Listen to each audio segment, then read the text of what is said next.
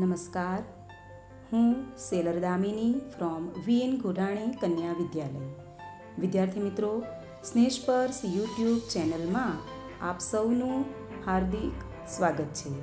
મિત્રો, આ ચેનલના માધ્યમ દ્વારા સરળ ભાષા શૈલીમાં આપેલ સમજૂતીથી તમને ભણવાનું ગમશે. તે માટે આપણે વિડીયો અંત સુધી જોઈશું. અને હા, જો તમને શક્ય લાગે તો ચેનલને સબસ્ક્રાઈબ અવશ્ય કરશો. ધોરણ 12 આંકડાશાસ્ત્ર ભાગ 1 પ્રકરણ 1 સૂચક આંક. મિત્રો, ગત સેશનમાં આપણે સાદી સરેરાશ દ્વારા અચલ આધારની રીતે અને પરંપરિત આધારની રીતે સામાન્ય સૂચકાંકની ગણતરી સમજ્યા. હવે આજે આપણે આધાર પરિવર્તનમાં અચલ આધારના સૂચકાંકને પરંપરિત આધારના સૂચકાંકમાં પરિવર્તન કરવાની રીત અને પરંપરિત આધારના સૂચકાંકને અચલ આધારના સૂચકાંકમાં પરિવર્તન કરવાની રીત પૈકી આજે આપણે ફક્ત અચલ આધારના સૂચકાંકને પરંપરિત આધારના સૂચકાંકમાં પરિવર્તન કરવાની ચર્ચા કરીશું. અચલ આધારના સૂચકાંકને પરંપરિત આધારના સૂચકાંકમાં પરિવર્તનની રીત. મિત્રો, તમને થશે કે અચલ આધારના સૂચકાંકને પરંપરિત આધારના સૂચકાંકમાં પરિવર્તન કરવાની જરૂરિયાત શા માટે ઉદ્ભવી? તો એનો આન્સર રહેશે આપેલ ચલ કિંમતમાં ટૂંકા ગાળાના ચીજવસ્તુઓના ભાવોમાં ફેરફાર જાણવા હોય તો અચલ આધારે મેળવેલ સૂચકાંક પરથી જાણવું મુશ્કેલ બને છે. આવા સંજોગોમાં અચલ આધારે મેળવેલા સૂચકાંકનું પરંપરિત આધારના સૂચકાંકમાં પરિવર્તન કરવામાં આવે છે અને આવા પરિવર્તનથી ટૂંકા સમયગાળાના ભાવોમાં ફેરફાર જાણવા પણ સરળ બને છે. સૌપ્રથમ આપણે અચલ આધારના સૂચકાંકને પરંપરિત આધારના સૂચકાંકમાં પરિવર્તન કરવાનું સૂત્ર જોઈએ. તે પહેલાં વિદ્યાર્થી મિત્રો, આ રીતના દાખલા પરીક્ષામાં સેક્શન ડીમાં 3 ગુણમાં વારંવાર પૂછાય છે. માટે સમજૂતી અને ગણતરી દરમિયાન ખાસ ધ્યાન રાખજો. અને હા, દાખલાની ગણતરી જ્યારે પણ કરો ત્યારે સૂત્ર અવશ્ય લખવું, કારણ કે પરીક્ષામાં સૂત્ર લખવું ફરજિયાત હોય છે. હવે સૂત્ર જોઈએ. પરંપરિત આધારે સૂચકાંક બરાબર ચાલુ વર્ષનો અચલ આધારે સૂચકાંક છેદમાં અગાઉના વર્ષનો અચલ આધારે સૂચકાંક ગુણ્યા 100. મિત્રો, આપણે અગાઉ પરંપરિત આધારની રીત શીખી ગયા. તે પ્રમાણેનું જ સૂત્ર છે. ત્યાં તમને રકમમાં ભાવ આપેલ હોવાથી ચાલુ વર્ષની ચલ કિંમત લખતા હતા. હવે અહીં તમને અચલ આધારે સૂચકાંક આપવામાં આવશે. માટે લખાશે ચાલુ વર્ષના અચલ આધારે સૂચકાંક. તે ઉપરાંત છેદમાં લખતા હતા અગાઉના વર્ષની ચલ કિંમત. તો હવે આ સૂત્રમાં લખીશું અગાઉના વર્ષનો અચલ આધારે સૂચકાંક. હવે સૂત્ર યાદ રાખવું સરળ બનશે. ફરી બોલું છું.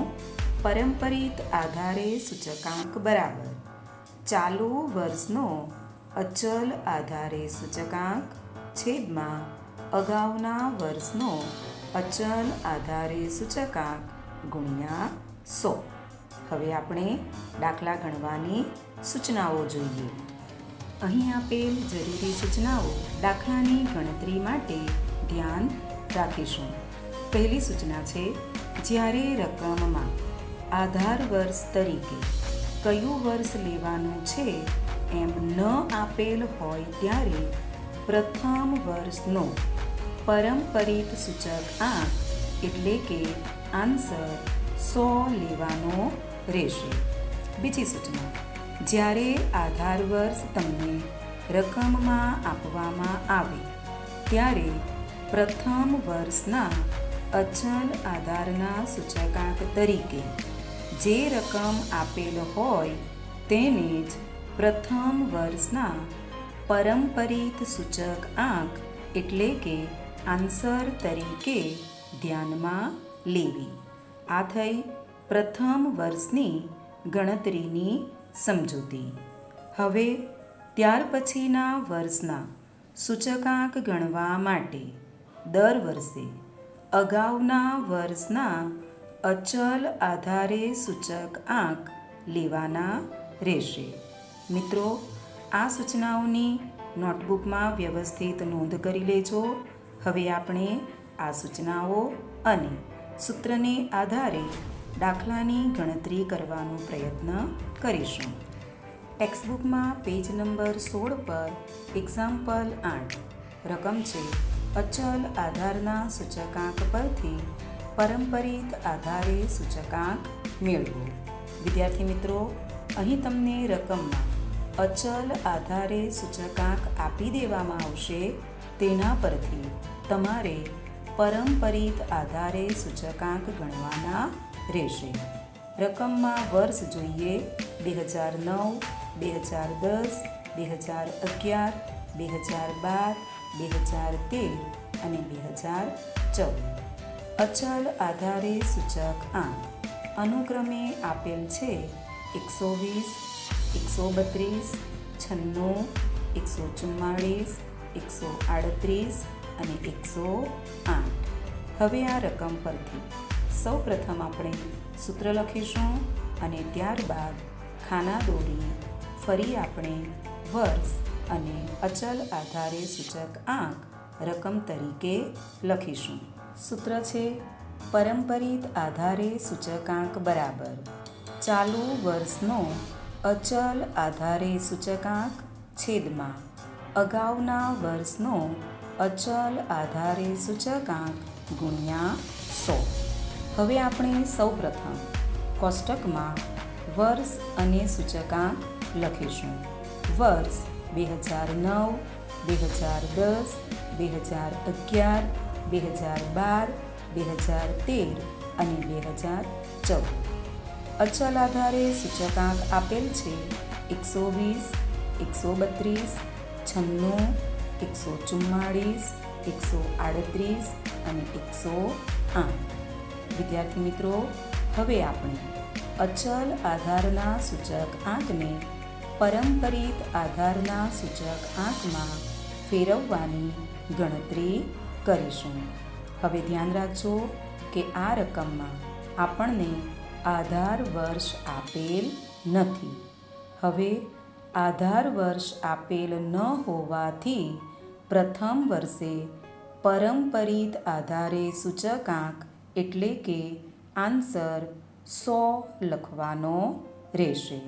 હવે જો તમારે એને વિગતવાર સમજૂતી મેળવવી હોય તો વર્ષ 2009માં ચાલુ વર્ષનો અચલ આધારે સૂચકાંક 120 છેદમાં અગાઉના વર્ષનો અચલ આધારે સૂચકાંક પણ 120 અને ગુણ્યા 100 આ પ્રમાણે ગણતરી કરશો તો પણ તમારે આન્સર આવશે પરંપરિત આધારે સૂચકાંકનો 100. એટલે ખાસ સૂચના ધ્યાન રાખજો કે જ્યારે આધાર વર્ષ આપેલ ન હોય ત્યારે પરંપરિત આધારે સૂચકાંક પ્રથમ વર્ષમાં 100 લખવાનો રહેશે. હવે ગણતરી જોઈએ વર્ષ 2010ની. તો વર્ષ 2010માં ચાલુ વર્ષનો અચલ આધારે સૂચકાંક 132 છેદમાં અગાઉના વર્ષનો અચલ આધારે સૂચકાંક એટલે કે વર્ષ 2009નો અચલ આધારે સૂચકાંક 120 ગુણ્યા 100 ગણતરી કરતાં આન્સર આવશે 110. હજી આપણે જોઈએ વર્ષ 2011માં. તો ચાલુ વર્ષનો અચલ આધારે સૂચકાંક 96 અગાઉના વર્ષનો અચલ આધારે સૂચકાંક 132 એટલે કે વર્ષ 2010નો અચલ આધારે સૂચકાંક એટલે 96/132 ગુણ્યા 100 આન્સર આવશે 72.73. વર્ષ 2012માં ચાલુ વર્ષનો અચલ આધારે સૂચકાંક 144 અગાઉના વર્ષનો અચલ આધારે સૂચકાંક 96 × 100 આન્સર આવશે 150. વર્ષ 2013માં ચાલુ વર્ષનો અચલ આધારે સૂચકાંક 138 અગાઉના વર્ષનો અચલ આધારે સૂચકાંક એટલે કે વર્ષ 2012નો એટલે 138/144 ગુણ્યા 100 આન્સર આવશે 95.83. વર્ષ 2014ની ગણતરી સમજીએ તો ચાલુ વર્ષનો અચલ આધારે સૂચકાંક 108 અગાઉના વર્ષનો અચલ આધારે સૂચકાંક એટલે કે વર્ષ 2013નો અચલ આધારે સૂચકાંક 138 એટલે 108/138 ગુણ્યા 100 ગણતરી કરતાં આન્સર આવશે 78.26. વિદ્યાર્થી મિત્રો, વ્યવસ્થિત રીતે તમારી નોટબુકમાં નોંધ કરી લેજો. વધુ એક રકમ જોઈએ અને દાખલાની ગણતરીની સમજૂતી મેળવીએ. ટેક્સ્ટબુકમાં પેજ નંબર 19, સ્વાધ્યાય 1.2, દાખલા નંબર 2. વિદ્યાર્થી મિત્રો, આ દાખલો બોર્ડની પરીક્ષામાં એટલે કે માર્ચ 2019ની પરીક્ષામાં પૂછાઈ ગયો છે. રકમ જોઈએ. વર્ષ 2007-8ને આધાર વર્ષ તરીકે લઈ અચલ આધારના સૂચકાંક પરથી પરંપરિત આધારે સૂચકાંક મેળવો. મિત્રો, પહેલી લીટીમાં રકમ જોતાં જ આપણને તરત ખ્યાલ આવી જાય છે કે આ રકમમાં આપણને આધાર વર્ષ આપેલ છે વર્ષ 2007-8. રકમ જોઈએ. વર્ષ 2008-9, 2009-10, 2010-11, 2011-12, 2012-13, 2013-14 અને 2014-15. યંત્ર અને યંત્ર સામગ્રીનો સૂચકાંક એટલે કે આપણને અચલ આધારે સૂચકાંક આપેલ છે 117.4, 118, 121.3, 125.1, 128.4, 131.6 અને 134.6. વિદ્યાર્થી મિત્રો, હવે તમને થશે કે આટલી જ રકમની બાજુમાં કૌંસ શા માટે કરેલ છે? તો મિત્રો, માર્ચ 2019ની પરીક્ષામાં આ 5 વર્ષ જેટલો દાખલો પૂછાઈ ગયો છે. 5 વર્ષની માર્ક્સની ફાળવણી કરીએ તો દરેક વર્ષના ખાનાનો તમને અડધો માર્ક્સ મળે. એટલે પહેલું ખાનું અને સૂત્ર લખશો તો 1 માર્ક્સ, બીજું ખાનું અને ત્રીજું ખાનું તેનો 1 માર્ક્સ, ત્રીજું ખાનું અને ચોથું ખાનું એનો તમને 1 માર્ક્સ મળે. એટલે કુલ ફાળવણી થઈ 3 ગુણની. વિદ્યાર્થી મિત્રો, ખાસ ધ્યાન રાખજો. ફરી કહું છું કે આ રીતના દાખલાની ગણતરી જ્યારે પણ કરો ત્યારે સૂત્ર લખવું ફરજિયાત છે. જો તમે અત્યારથી જ સૂત્ર લખવાની પ્રેક્ટિસ સાથે સાથે કરતા જશો તો સૂત્ર પણ મોઢે થઈ જશે અને પરીક્ષામાં તમને સૂત્ર લખવાનું પણ યાદ રહેશે. હવે આપણે આ રકમ પરથી દાખલાની ગણતરી સમજીએ. એટલે સૌપ્રથમ તમે ખાના દોરી દો અને ખાનામાં વર્ષ અને સૂચકાંક લખી દો. હવે આપણે પહેલા સૂત્ર લખી લઈએ. પરંપરિત આધારે સૂચકાંક બરાબર ચાલુ વર્ષનો અચલ આધારે સૂચકાંક છેદમાં અગાઉના વર્ષનો અચલ આધારે સૂચકાંક ગુણ્યા 100. વિદ્યાર્થી મિત્રો, ખાનામાં વર્ષ અને સૂચકાંક લખાઈ ગયા. તો હવે આપણે પરંપરિત આધારે સૂચક આંકની ગણતરી સમજીએ. મિત્રો, અહીં આપણને આધાર વર્ષ 2007-8 આપેલ હોવાથી પ્રથમ વર્ષે પરંપરિત આધારે સૂચકાંક એટલે કે આન્સર 117.4 લખવાનો રહેશે. હવે 117.4 કેવી રીતે આવે તેની સમજૂતી મેળવીએ.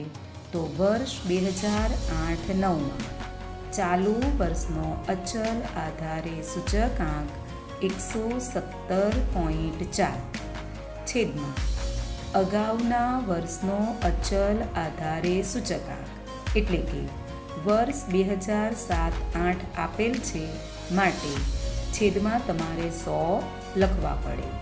હવે તમે સૂત્રમાં કિંમત મૂકશો તો 117.4 છેદમાં 100 ગુણ્યા 100 લખશો તો આન્સર આવશે 117.4. હવે સમજાયું કે જ્યારે આધાર વર્ષ આપેલ હોય ત્યારે પરંપરિત આધારે સૂચકાંક એટલે કે આન્સર પ્રથમ વર્ષનો જ લેવાનો રહેશે. વર્ષ 2009-10ની ગણતરી. ચાલુ વર્ષનો અચલ આધારે સૂચકાંક 118. હવે અગાઉના વર્ષનો અચલ આધારે સૂચકાંક એટલે કે વર્ષ 2008-9નો 117.4 ગુણ્યા 100 એટલે આન્સર આવશે 100.51. વિદ્યાર્થી મિત્રો, વર્ષ 2010-11ની ગણતરી જોઈએ. તો વર્ષ 2010-11માં ચાલુ વર્ષનો અચલ આધારે સૂચકાંક છે 121.3. હવે આપણે અગાઉના વર્ષનો અચલ આધારે સૂચકાંક લઈએ. 118 ગુણ્યા 100 એટલે આન્સર આવશે 102.80.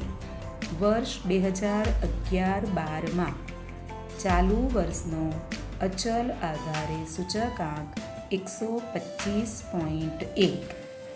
અગાઉના વર્ષનો અચલ આધારે સૂચકાંક 121.3 ગુણ્યા 100 કરશો તો આન્સર આવશે 103.13. વિદ્યાર્થી મિત્રો, આ પ્રમાણે બાકીના વર્ષની ગણતરી તમારે જાતે કરવાની રહેશે. ખાસ ધ્યાન રાખજો, અહીં પરંપરિત આધારે સૂચકાંક મેળવવા માટે છેદમાં આપણે દર વર્ષે અગાઉના વર્ષના અચલ આધારના સૂચકાંકને ધ્યાનમાં લઈશું. હવે છેલ્લે આપણે હોમવર્ક જોઈ લઈએ. ટેક્સ્ટબુકમાં પેજ નંબર 17 એક્ઝામ્પલ 9 અને ટેક્સ્ટબુકમાં જ પેજ નંબર 19 પર સ્વાધ્યાય 1.2નો દાખલા નંબર 3. વિદ્યાર્થી મિત્રો, અગાઉ આપણે સમજૂતી મેળવી 2 દાખલાની ગણતરી કરી. તેના આધારે હવે આ બંને દાખલા ગણવાના પ્રયત્ન કરજો. હવે જોઈએ આપણે આજનું મોટિવેશન. તો power of accuracy plus power of practice. એટલે કે મિત્રો, તમે તમારા અભ્યાસમાં જેટલા એક્યુરેટ એટલે કે ચોક્કસ રહેશો અને સાથે સાથે સતત પ્રેક્ટિસ થકી પ્રયત્નો કરતા રહેશો તો તમારી સફળતામાં 4 ચાંદ લાગી જશે. કારણ કે જે મહાન વ્યક્તિઓ સફળ થયા તેમણે પણ પોતાના કાર્યમાં ખૂબ જ એક્યુરેસી રાખી હતી અને સાથે સાથે તેઓ સતત પ્રેક્ટિસ કરતા હતા. તો આજથી આપણે પણ અભ્યાસમાં એક્યુરેટ થઈ જઈએ અને સતત પ્રેક્ટિસ કરીશું. તો મિત્રો, આજનું સેશન અહીં પૂરું થાય છે. ફરી મળીશું. ત્યાં સુધી રજા આપશો. Thank you.